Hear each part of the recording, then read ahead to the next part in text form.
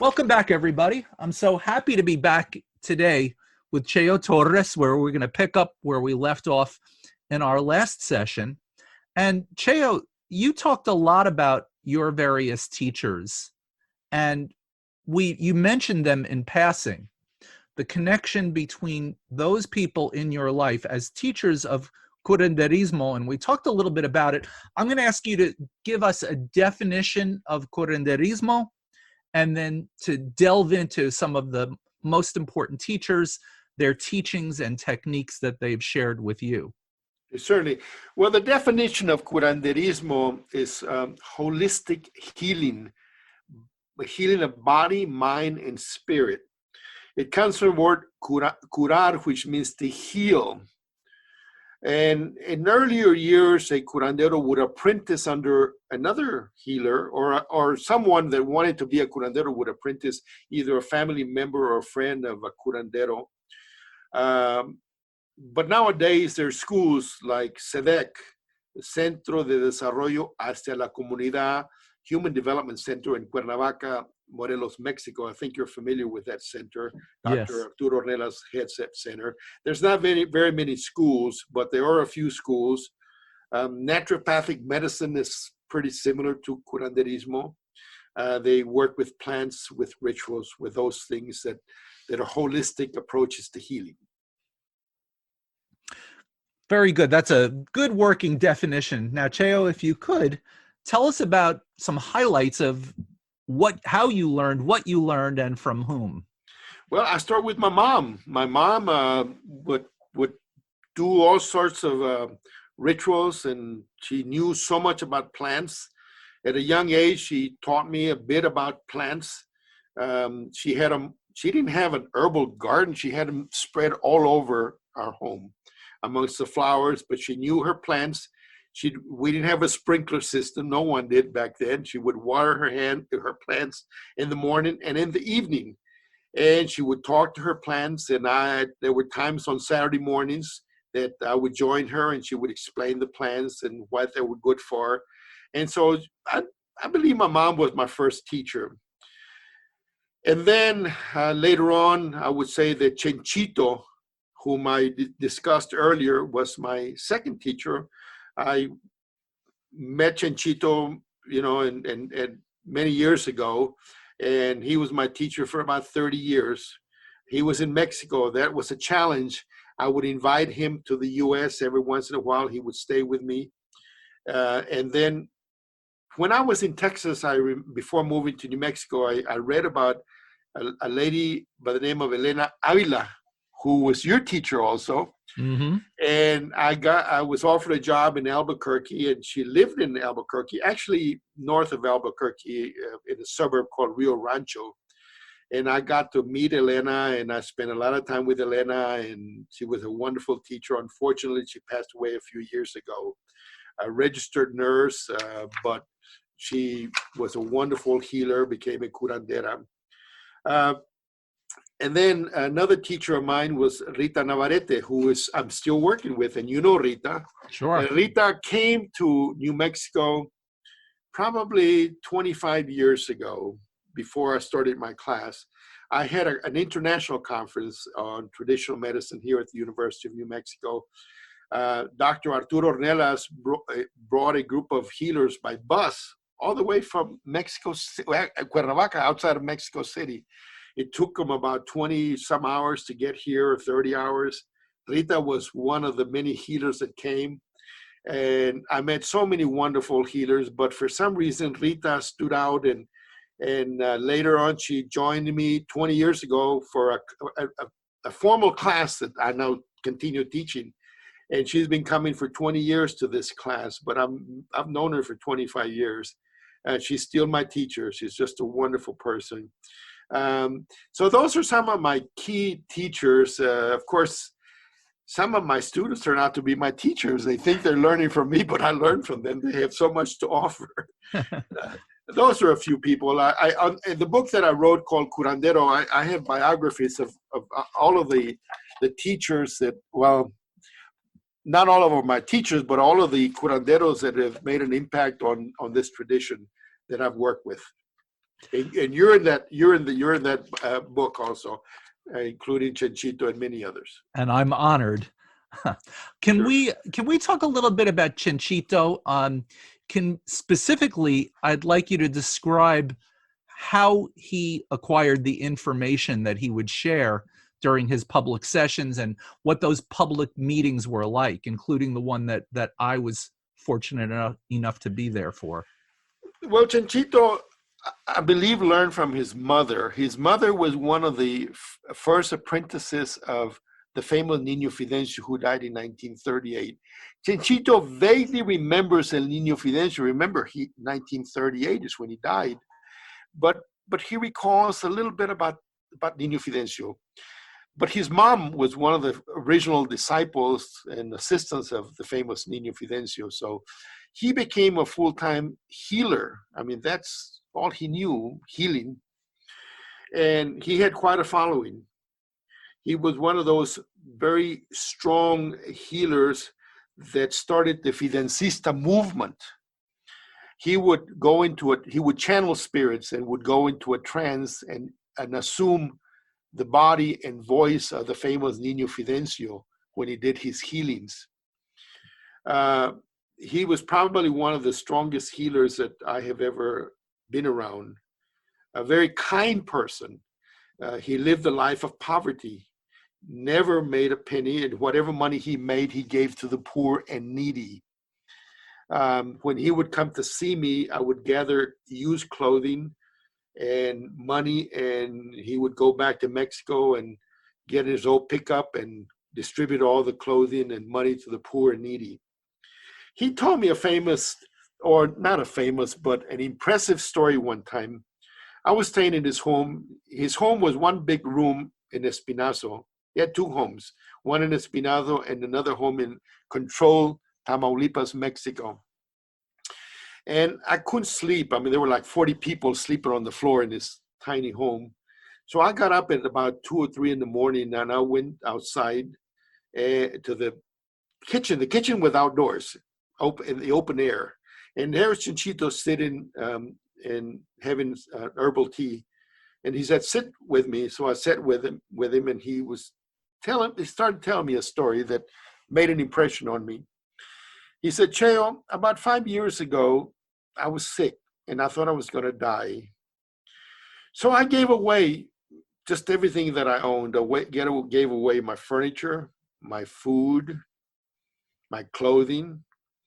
And then one lady came to me with a sick baby. This baby was crying and said, 'Chanchito, I have no money. Can you help me with the medicine for my baby? And I'd like to see a doctor.' He said, 'I have nothing to give you. I've given everything away.' And he said, 'Wait a minute, bring me some pliers.'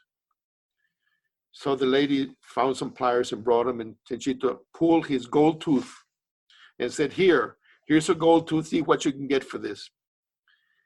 Wow. And then Chanchito said, 'Chale, after 2 weeks, I decided I wasn't going to die. So I got back my furniture, some of my food, my clothing. I got everything except my gold tooth.' And I started laughing. I said, 'Well, what a wonderful story.' So I tell this story about Chanchito, and I believe I write about this story in one of my books. So that gives you an idea how given these healers are. And like Chanchito, Elena was like that, Rita is like that, Laurencio is like that. They give and get very little in return. True.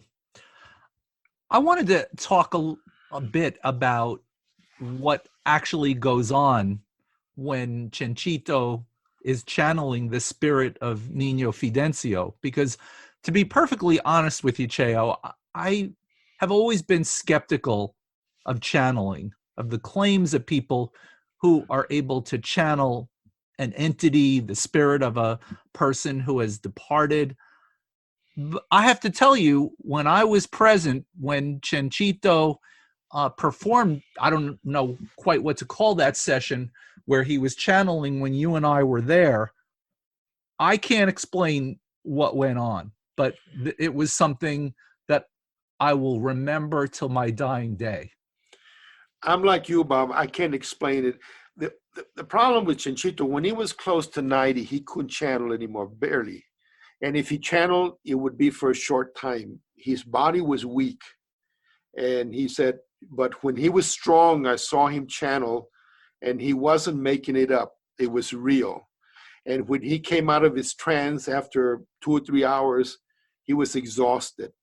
And he would go to sleep, and he would sleep for several hours. You think about how much his body was working under these conditions. 2 or 3 hours, I mean, standing and seeing patients, hundreds of patients, it just wears you out. No doubt. But I really can't explain that. I can't, and not everybody can do the channeling. I mean, it just takes a lot of practice, I'm guessing, and a special gift that this man had.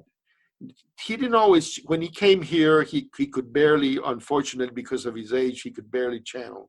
But he knew so much about healing. He knew so much about plants. He knew so much about rituals. He was a great psychologist. He could tell people.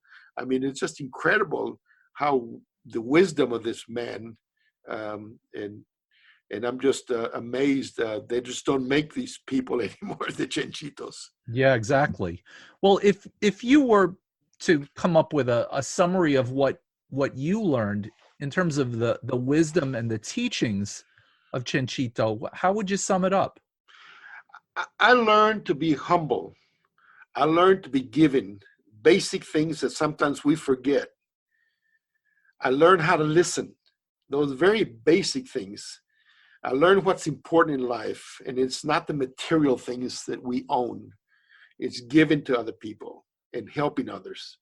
Just basic things that we forget, Bob. We're so attuned to material things, to the TV sets and to video games, and that we forget about what it is to help others. In return, it makes us stronger and richer. Well, he was certainly an inspiration.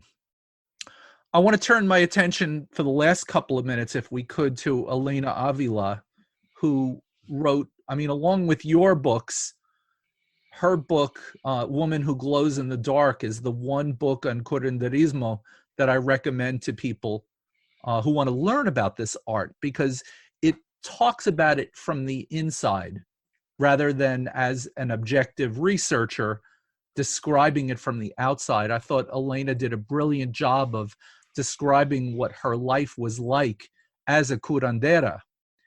And I'm just curious to know a little bit about what your experiences were like in learning from her in the time that you spent with her. I spent a lot of time with Elena for several years, maybe 10 years or so. What I learned from Elena is that I give her credit for the soul retrieval concept that she started. Her idea, after working with native healers and Mexican healers, was that sometimes we go through traumatic experiences. Whatever caused that trauma, whether it's a burglary, a robbery, a sexual assault, whatever it is, you have trauma. And the trauma is causing stress and is causing illnesses. And the idea that Elena has is you've lost part of your soul, your spirit. Some people call it the energy has been damaged. So she's trying to bring, and your soul has left your body and it's wandering. And that's why you're having these trauma experiences. But through certain rituals and limpias, energetic cleansings, she was able to bring back your soul to your body, and therefore help in the healing process. And she termed it the soul retrieval.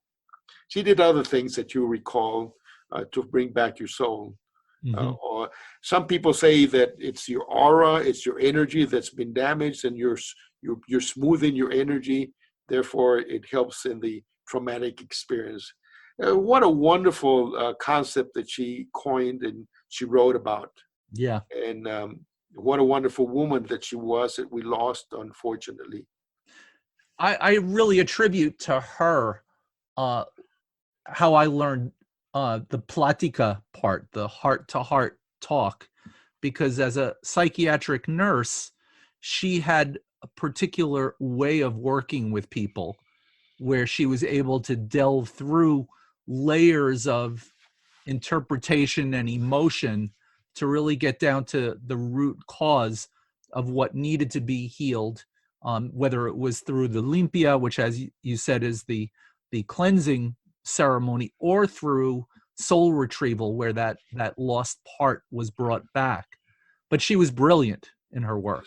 I'm glad you brought the planting. The planting was part of the soul retrieval concept, because you talk about your problem, and then she goes over the limpia with feathers or with plants, and but that is part of the concept that she coined, and a lot of people use that now. Mm-hmm. So she reminds me of the famous Teresa Urrea, whom I write about, who died in 1906. Think about it. Read about Teresita and then think about what the qualities that Elena had, and they're very, very similar. That'll be my homework. Yes. Well, Chale, this has been wonderful. I've really enjoyed part 2 of our conversation together, and I look forward to part 3, where we'll get to talk a little bit about the work that you're involved in now. Thank you, Bob. Thank you so much for being with us today, Chale. You bet. Thank you, everybody, for listening. This has been Cultures of Health and Healing with Robert Vetter. Thanks for listening. Please remember to subscribe and rate this show and share it with others. Until next time, remember, your health and healing matter, and you can find your own unique path to optimum wellness.